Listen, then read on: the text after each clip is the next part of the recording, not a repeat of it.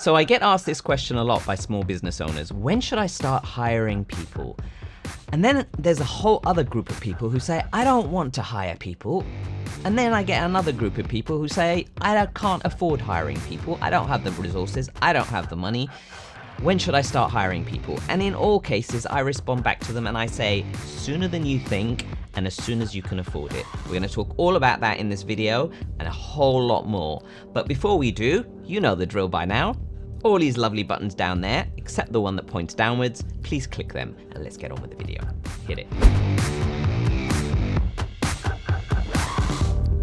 So, a little bit of backstory. Way back when I was just still starting out, I was trying to do everything myself.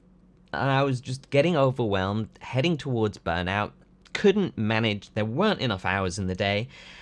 And then there was just this guy, a friend of mine that I just saw, and he was always laid back, always chilling, always going on holiday, literally nearly like every couple of weeks he'd be going somewhere. And everything around him was getting done. And he was just progressing and progressing and progressing and getting further and further. And I was just like, hey, come here, tell me, what is your secret? What are you doing? And he leaned over, he really did. He leaned over and he sort of went over and he kind of whispered to me and he said, I'll tell you the secret. Delegate everything. Everything. Just delegate it. Get everyone else to do everything that you can possibly imagine and just make sure that they're doing it. And as soon as you make sure that they're doing it, it's getting done around you, Bob's your uncle. And that was just an eye-opening moment for me. And really, it changed my life. It changed my life because it made everything so much more simple. It wasn't easy to get into. Delegating and hiring people and all of these things is really initially quite scary, quite daunting, quite difficult, quite hard. But once you get past that first hurdle and once you begin to do it in the right way, it's actually life-changing and it will literally change your life. So the answer and the response that I give to most people, as I mentioned at the beginning of the video, is that you should be hiring people and delegating and outsourcing sooner than you think and as soon as you can afford it. But not before you do a couple of things and make sure that you've got these things in place in your business first. And this is where a lot of people trip up.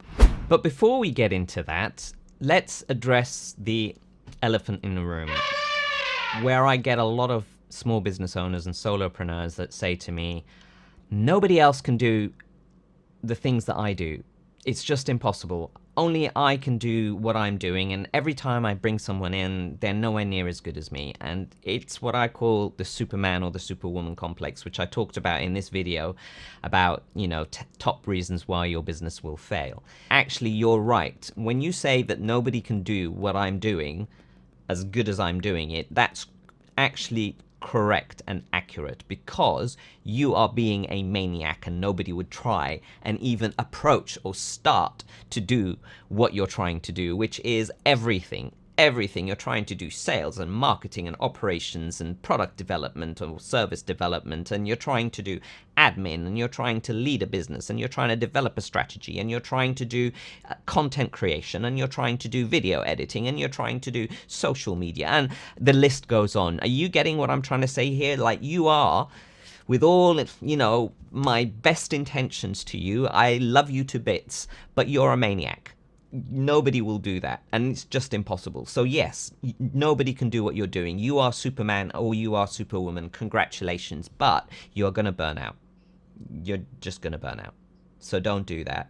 It's not healthy for you or for your business in the short, medium, or long term. Maybe in the short term. So what do we go about doing that? So the first thing that you need to do is, unfortunately, check your ego at the door, because you're not trying to win the Superman or Superwoman sort of like competition. What you're trying to do is you're trying to build a sustainable business that can grow and scale so that you can have the freedom, time freedom, financial freedom that you wanted to have. So if you want to have that freedom so that you can do what you want to do, you need to start putting the foundations in place to enable that. Otherwise, you're just going to be sitting there in your business with your calendar full, not able to grow it. So you're trying to do, let's say there are 8 roles in your business, sales, marketing, operations, whatever. Let's just assume that there are 8 functions in your business at the moment. You're trying to output 800% output from one person. So you're trying to do the job of 8 people. That's not possible. And you're not going to be able to get to where you want to get to. But even from like breaking this down in a numbers perspective, and I know some people are going to say, but Tamer, you know, this bit here, nobody can do better than me, because that's my genius zone, and that's why I need to be working inside the business doing this particular thing, because I can do this at 100% and nobody else can do it better than me.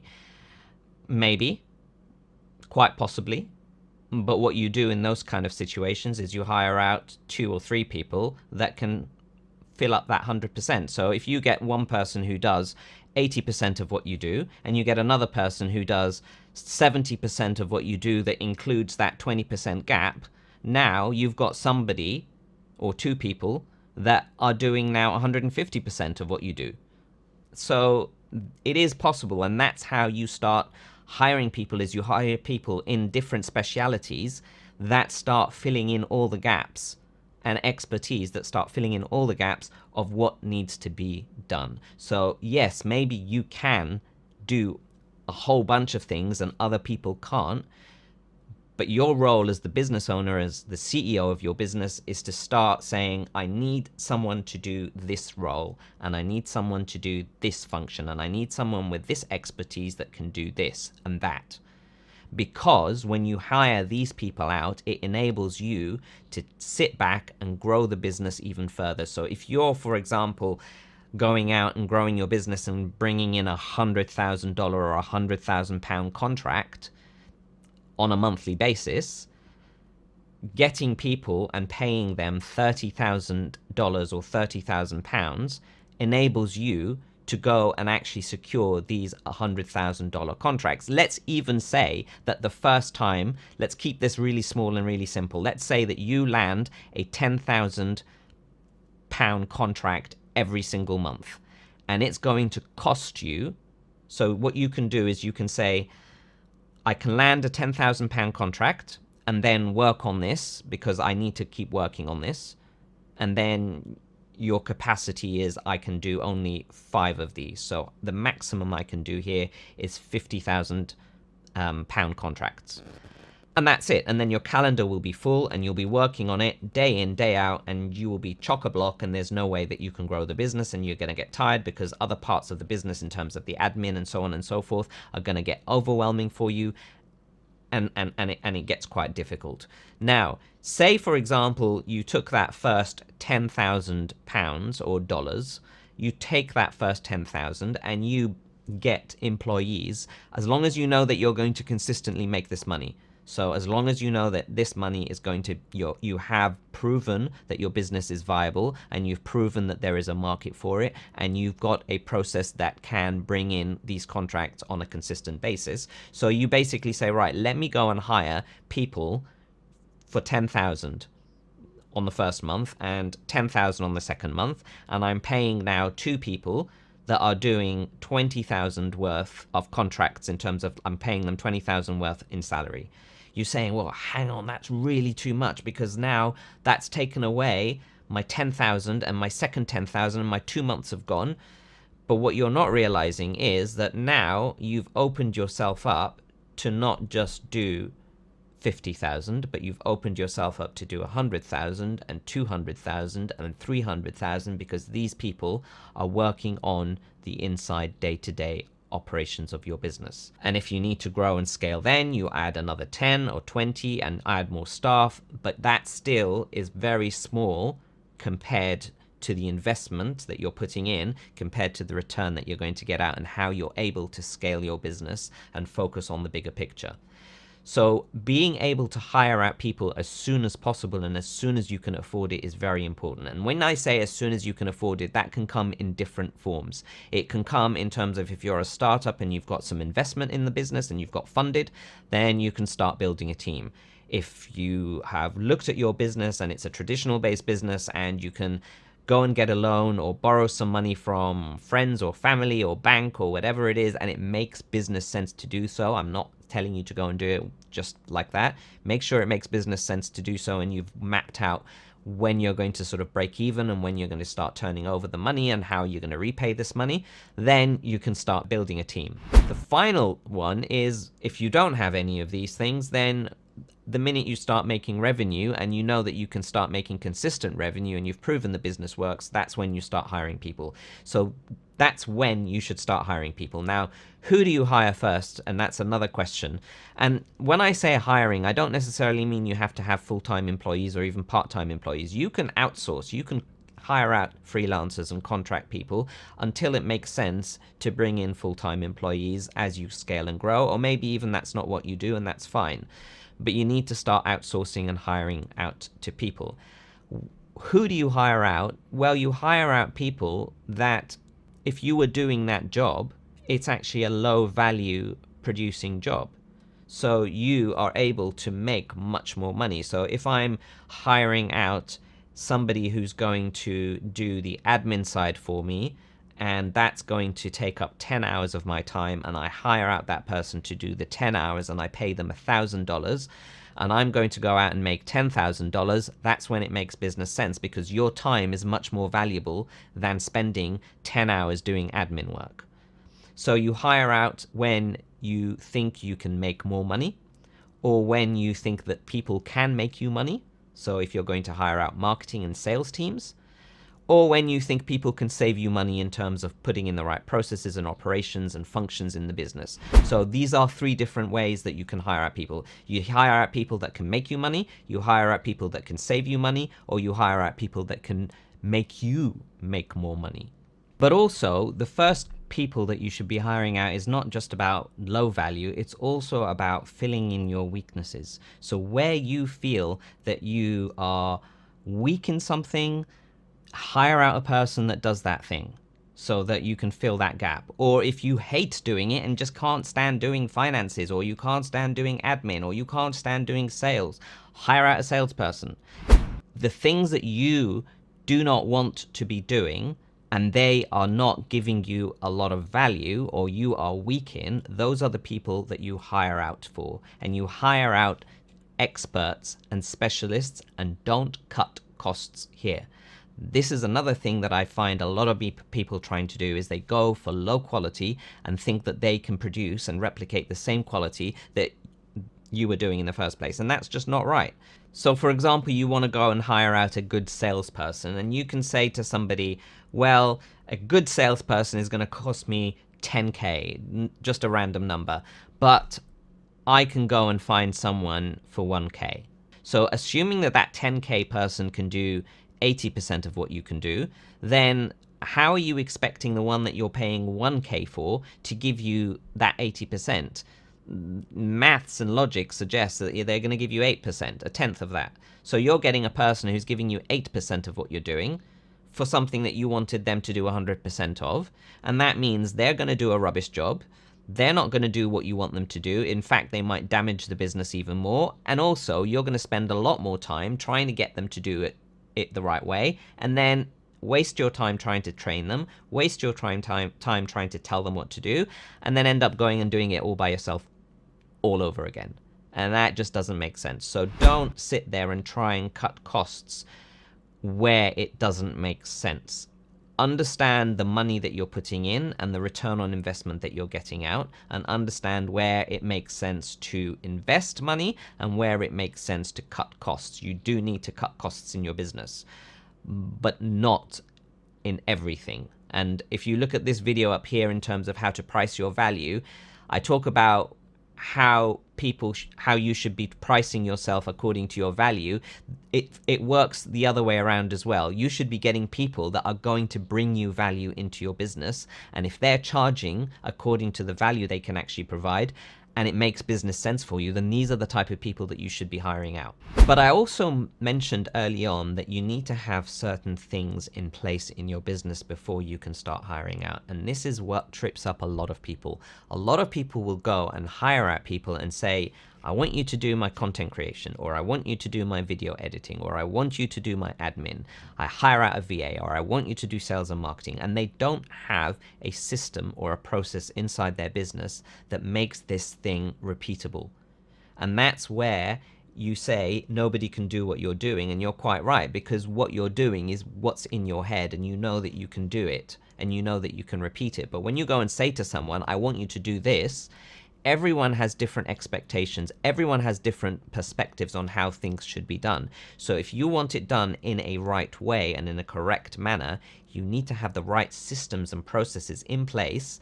You need to also understand what outcomes this role that you're hiring out for needs to deliver. Write it down. Write down a job description and say, these are the outcomes that I need to be delivered. This is how I'm going to measure whether or not it's been delivered. And this is the process that when someone comes in to do this particular role, these are the processes time and time again of how they do X, Y, Z, 1, 2, 3. And that's when people can come in and say, this is what I need to do, and I go away and do it.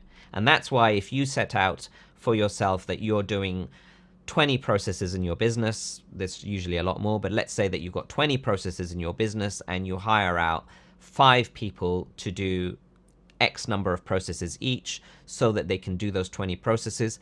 That's why you can then start saying to yourself, right, I can get people to replicate what I'm doing. Because if you haven't got those systems and processes in place, you can't get people to replicate it because they don't know what you're talking about. Again, when you talk about something and you say this is what I want, and it comes differently, that's because people interpret things in a different way. So when it's crystal clear and there is no ambiguity and no confusion about what is needed to be done, what are the outcomes that are expected, how it's going to be measured, and you train the people to do that, to do what you want to do, invest some time in training people, then things become a lot smoother. And that's how all of these other businesses that grow invest their time in finding the right people, finding the right expertise and specialities, understanding how they're going to fit within the system and the roles that they're going to do, how they're going to be measured, and here are the processes that need to be done so that they can achieve these. And so how do you go about all of this? Well, one of the things that I like people to do is I say to them, define all of the roles in your business. So put forward a strategy for your business for the next 2 years or 1 year or 3 years, whatever you feel comfortable that you know that you can sort of aspire to achieve in your business. And then you say, right, when I have this vision and this strategy realized, what does my team look like? Do I have a salesperson and a marketing person, and I need to have 2 admin people, and I need to have a finance person, and I need to have this? Define all of these roles that need to make that vision come true, and then wear all of those hats now until you can start hiring out one by one. But you define all of these roles. You say, I need a finance person, I need a salesperson, I need a marketing person, I need a content creator, I need a video editor, I need all of these people. And then on a given day, you wear that hat and you say, today I'm doing this role, or in this afternoon I'm doing that role. And understand that that role needs to be filled at some point. And as soon as it makes business sense and as soon as you can afford it, start hiring out the roles that provide you the most value for your time, but also the things that you are weakest at, and start building from there. And that's when you should start hiring people and in what order you should be doing it in. I'll see you next time. Oh no, so I've got to do the video editing, I've got to write all the posts, I've got to upload the videos, I've got to do my keyword research, I've got 5 calls, I've got another thing I need to do. Oh, how am I going to fit all of this in? I just don't have the time. No, that's not how I'm doing it. What I'm doing, and I'm going to talk about this in a future video, is I've got an awesome video editor. Her name's Justina from Purple Square Video, shout out. And I've got an awesome content repurposing team from Amy and Frankie from Content 10X, shout out.